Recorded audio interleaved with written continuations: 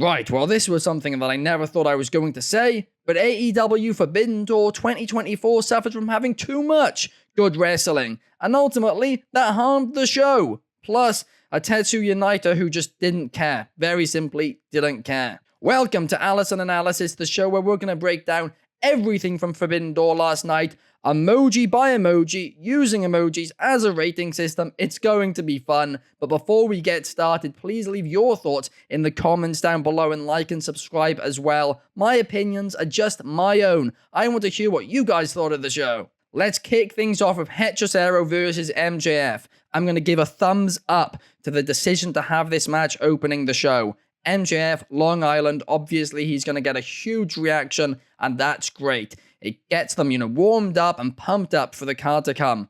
Also, it was more of a technical match, and doing more technical matches earlier in the show, it works better in America because, well, very, very simply, American crowds with technical matches later on in the card can end up being a little bit silent. So perfect card placement for this match. The match itself will get a subtle round of applause. It was really fun. It was really technical. The crowd was into it. But the only real issue with it was, there was a few sloppy moments, such as Hikaru in the corner. His head was going into the turnbuckle, and he was hitting the turnbuckle below that. It looked awful on camera, but it was still a really fun match, right? Those are just small things. We then had the Elite versus Scissor race, and this gets a thumbs up. It was good. It did its job. Obviously a little cringe at times, but it was fun. The only issue with that match was the CM Punk chants, and they belong in the trash. They truly, truly do. I mean, I said at the time when they did this, it was stupid to show the CM Punk footage because it would mean that anytime people saw the new Elite, they would think of CM Punk, and that happened at the event. Of course, most of the fans turned on the people who were chanting CM Punk, chanting he got fired, but it doesn't change the fact that that took away from the match. It belongs in the trash. I really wish they just did not show that footage. But hey-ho, let's move on. We then had Danielson versus Shingo Takagi, and this match, well, it can take my money. Absolutely brilliant. A bit slower than many people were expecting, but I liked it. All week long, Danielson has been saying that, hey, I don't think I can take the main event scene anymore because I'm having issues with my neck. So what did Shingo target? The neck. It was brilliant. It made sense. Psychologically, it was a brilliant match, and yeah, I thoroughly enjoyed it. It can take my money. Now, I said heading into this show that Toni Storm and Mina Shirakawa was the best story heading into it, right? There were so many layers to this, and boy oh boy did their match deliver. It gets a subtle round of applause from me.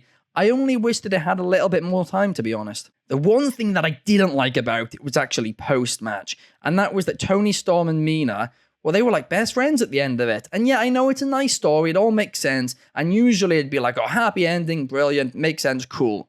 My issue with it is, at least to me, it's clear that Mariah May versus Toni Storm is the direction for All in London. I hope it is. It makes a lot of sense, and I'm looking forward to it. But this could have been the start of, a bit more tension between the two. If Toni and, Mia wouldn't, get along after the match. I think if that was the route that they went down, then that could cause a little bit of tension between Mariah and Toni Storm. And yeah, long-term storytelling, it's important, and I feel like they just missed a golden opportunity here, so that does get a little thumbs down. Zack Sabre Jr., Orange Cassidy, well, these guys did a brilliant job. They had a brilliant match. They can both take a subtle round of applause from me. Zack Sabre Jr. is so underrated. He is so underutilized. He truly, truly is. I mean, in New Japan, I've said it for a long time, but I think this guy should be a main event star, and he hasn't been. He's main evented maybe a couple, maybe one pay-per-view for them a year, one event for them a year, but he should be one of their top guys. He's one of the best. In fact, he's not one of the best. He's the best technical wrestler in the world, in my personal opinion. And I just don't think they're utilizing him properly. And it really sucks because New Japan, I do think, is the best place for him. But hey, he got this big win over Orange Cassidy, and I'm excited to see what the future holds for Zack Sabre Jr. On Dynamite, I praised the segment where they did a bit of a 180 and announced Jericho versus, what I thought was announcing Chris Jericho versus Suzuki for Forbidden Door. They didn't make it clear that that wasn't for Forbidden Door until Collision. And I'm actually going to have to give this a thumbs down, right? Because last week, they made a big point of it on Dynamite. I praised it. I said that they did a great job with it. I liked the, change of decision. But they made it so, they just made it so obvious after Dynamite that that was the direction for Forbidden Door. Then on Collision, they did a 180 for no good reason. It's a 6-man tag again. Jeff Cobb's now in it. But, like, they told a bad story in Dynamite. They didn't tell it clearly, and I'm going to have to give it a thumbs down now because I gave it a thumbs up last Thursday because, well, at the time I didn't realize that was the direction they were going in. But the match itself, the 6-man tag team match, Huck, Samoa Joe, Shibata versus Jericho, Big Bill, and Jeff Cobb, it was fine. It was decent. Nothing special, but nothing bad. It was at this point that the crowd was starting to get a little bit tired. It was the middle of the card. They'd seen so much good wrestling already that they just didn't care too much about this. But still, all 6 men, really tried to get the crowd going and succeeded at times as well. And it was fun. They did their job. It was fine. Up next was the TNT ladder match. And this ladder match was one of those ladder matches where the ladders just don't cooperate with you. There's a lot of sloppy moments, but ultimately the performers did a great job of trying to cover these up. And, I mean, they were just all pros about it, and it was just overall really, really fun. I didn't care there was a few botches. It was entertaining to watch. It was fun to watch, and that's what ultimately matters. Everyone did their job. They did it well, so I'm going to give this a subtle round of applause. A really fun ladder match, and Jack Perry is now the TNT champion. No surprise, we all predicted he was going to win this match. But hey, I'm excited to see the Elite now with all the gold. Up next, we had Mercedes Monae versus Stephanie Hikaru. And this match was brilliant. It can take my money. It absolutely can. I mean, let's be real. Going into this match, we all knew it would be good. And it was as good as we thought. But what we didn't necessarily expect was for the crowd to turn on Monae. And it made a lot of sense. She's from Boston, right? It's got nothing to do with her. It's just, she's from Boston. They were in Long Island. It makes sense, right? But this made me want to see Mercedes Monae as a heel, because when she started acting like a heel for 2 minutes at the end, I was like, I've missed this so much. She is at her best when she is a heel, and I want to see her as a heel in AEW, as a cocky heel. She's brilliant when she plays that role, and her and Stephanie, they absolutely killed it. But Britt Baker returned at the end. I want to see Mercedes Monae as a heel versus Britt Baker as a face.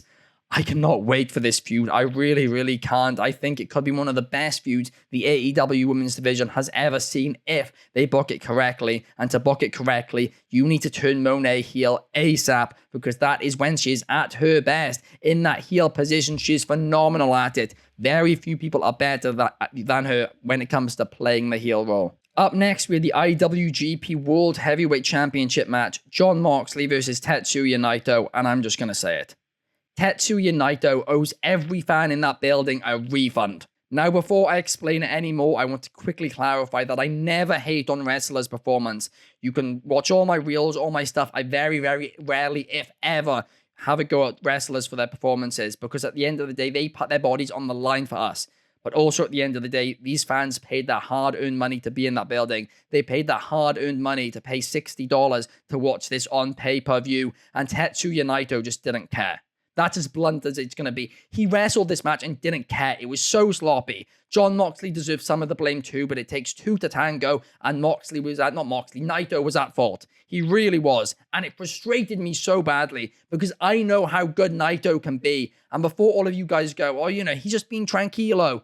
I've watched Naito for 10 years, and since the pandemic, the dude has slowed down so much. He seems like he cares a lot less. And in this match, he did not care. He did not care that he was winning what in his eyes should be the top championship in professional wrestling. The IWGP World Heavyweight Championship. It is an absolute insult to that belt that Naito, who should be the face of New Japan, didn't care. He didn't even try in this match. Somebody else deserves that position. He should be forced to relinquish that title immediately. In fact, he should lose at the next pay-per-view to whoever. Because New Japan, they're going through a quiet period right now. David Sheldon, the AEW reviewer for Fast Wrestling Republic, made this point, and it's a great point. Naito, he isn't that guy to take them forward. He isn't that guy to take them out of a quiet period. They need to be risky. They need to put the belt on a younger talent. Somebody to really risk everything on, and to just put the belt on them and to just push them to the moon and just try something. Because Naito is same old Naito. Boring. Doesn't try anymore. And it disappoints me to say, because I used to love Naito. But he stopped trying. This was insulting. He deserves a refund to every fan who bought this pay-per-view. Every fan who bought a ticket to be there. Right? At least however long this match went, that percentage, he should owe it back to them. The rest of the performers on the card made up for it, right? But I mean, this is insulting. Really, really is. Naito, you just should not be the IWGP World Champion. There's no excuse for it. It's absolutely shocking. Moxley, I mean, he puts his body on the line all the time, which is why you can only give him so much blame, right? It takes two to tango. He went through the motions a bit too, but yeah, really disappointing. Worst match on the card by far, and it belongs in the trash. Anyway, coming off of this absolute disappointment, we had a match which absolutely delivered. And that match was Swerve Strickland versus Will Ospreay. I love this. One of my favorite matches of this year. And I'm just going to say it, guys. It gets my highest rating. It gets a banger of a bout because it was a banger of a bout. Both Swerve Strickland and Will Ospreay, they tried, they left it all in the ring, and it was phenomenal. And I know a few people did not like the couple of kickouts at the end there, but I liked them, and I'll explain why. Will Ospreay was running on adrenaline. He kicked out, he managed to stand up, but he couldn't do anything else. If he hit a Stormbreaker or an Ozcutter at this point after kicking out, I would have complained about it. But he didn't. He just stumbled towards Swerve, and Swerve grabbed him. He had nothing left. He was clearly in kayfabe, concussed, all of that. But the adrenaline was just powering him through. So it made sense to me. I loved it. A banger of a bout for sure. I also loved the thing where, Don Callis essentially cost Ospreay the victory without straight up costing him the victory. There's going to be tensions there. Long-term storytelling. I liked it. I liked the finish to it. Very fun match. Swerve Strickland, Will Ospreay. You guys did an amazing job, an amazing main event.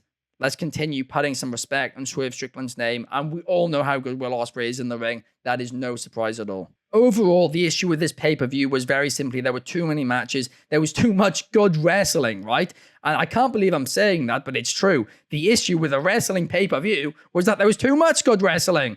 I mean, it makes no sense, apart from it does make sense because, listen, when you have 15 matches, 15 across 5.5 hours, the crowd are going to get tired. The people watching at home are going to get tired. And that kind of happened during points, right? There should have been 7, 8 matches on the main card. They've got to offer more than WWE do because AEW, charge money for their pay-per-views. But still, 7 or 8 matches, maybe 2 on the pre-show. That would have been perfect. Would have made a lot of sense. So 7 on the main card, 2 on the pre-show. That would have done its job. Wouldn't have tired out the crowd. But 15 matches, I mean, it was just too much, right? Certain matches didn't get the time they deserved. And yeah, but I mean, there were a lot of great moments too. So overall, it's going to get a subtle round of applause. The main event being one of them. Both women's matches were phenomenal on the main card. Of course, Shingo and Danielson was brilliant too. Tetsuya Naito, I mean, alone, I think he very much harmed this pay-per-view, but I'm going to shut up about that. Zack Sabre Jr. and Orange Cassidy put on a hell of a performance too. But overall, I did enjoy the show. It was just too long and there was a few negatives. So I'll give it a subtle round of applause. And yeah, let me know your thoughts down in the comments below. Thank you so much for watching this video. I really, really do appreciate it. Please like and subscribe if you haven't already. And also, remember, these thoughts are just my thoughts. If you want to see the official Wrestling Republic review by Kobe Galanzowski, head to WrestlingRepublic.com and you can read it. 4 stars overall on that system. And yeah, you can read that. That's the unbiased review because me, well, I'm extremely biased. I just like what I like and I dislike what I dislike. But I'll see you guys in the next one. Peace.